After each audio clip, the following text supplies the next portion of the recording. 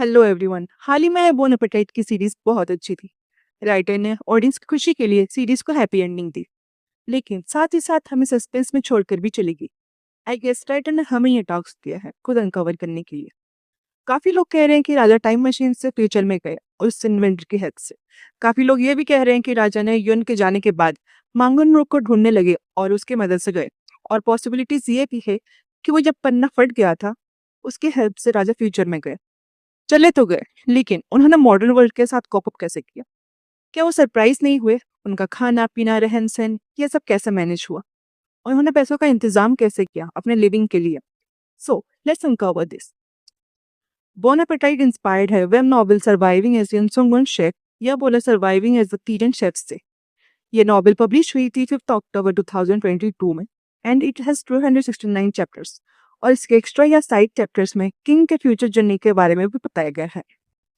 Original novel के and में यूएनओसी dynasty में रह जाती है और अपने नॉलेज से राजा की हेल्प करती है। लेकिन इस नॉवल के एक्स्ट्रा चैप्टर्स भी है जो खासकर ऑडियंस के सेटिस्फेक्शन के लिए है। उसके अकॉर्डिंग जब पन्ना फट गया था वो उड़कर राजा के पास गई थी और उसमें यूएन का ब्लड भी था और उस दिन ग्रहण भी था। ये सब सिचुएशन के रिजल्ट में राजा फ्यूचर में गए।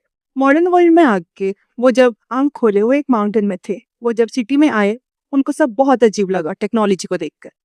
जब वो भाग रहे थे उनका एक एक्सीडेंट हो गया। वो जो कार चला रहा था वो एक चाय बॉल था और उसका रेस्टोरेंट का बिजनेस भी था। उसी ने राजा की हेल्प की। उसके साथ बैठा आदमी इन संजय का रीइंकार्नेशन था। चाय बॉल महाराज को अपने रेस्टोरेंट के बिजनेस के लिए इस्तेमाल करना चाहता था, क्योंकि महाराज हैंडसम भी थे और खाने के शौकीन भी। वो उन्हें अपनी कंपनी का मॉडल बनाना चाहते थे। सो महाराज ने कंडीशन रखी कि उन्हें युन जियांग नाम की एक लड़की को ढूंढना पड़ेगा, तभी जाके वो काम करेंगे। एज युन मिशेलिन स्टार रह चुकी थी और वो फेमस भी हो गई थी, तो उनको ढूंढना मुश्किल नहीं था। उसी दौरान उन्होंने फोन चलाना भी सीखा। उसमें विकिपीडिया में अपने बारे में जान के उनको खराब भी लगा था। वो सैलून गए, उन्होंने हेयर कट कराया और उनको अच्छा भी लगा जब लोगों ने उनकी तारीफ की उनके लुक्स को लेकर। ईहुन महाराज का नाम मॉडर्न वर्ल्ड में ली ह्योन सान है।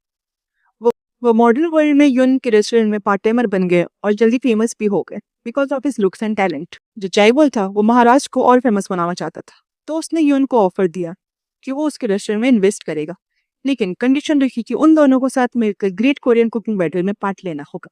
वो मान गए और जब वो कॉन्टेस्ट में गए वहां उन्होंने रॉयल किचन स्टाफ के डिसेंडेंट्स को भी पाया। एट द एंड युन और महाराज मॉडर्न वर्ल्ड में साथ में खुशी खुशी रहने लगे।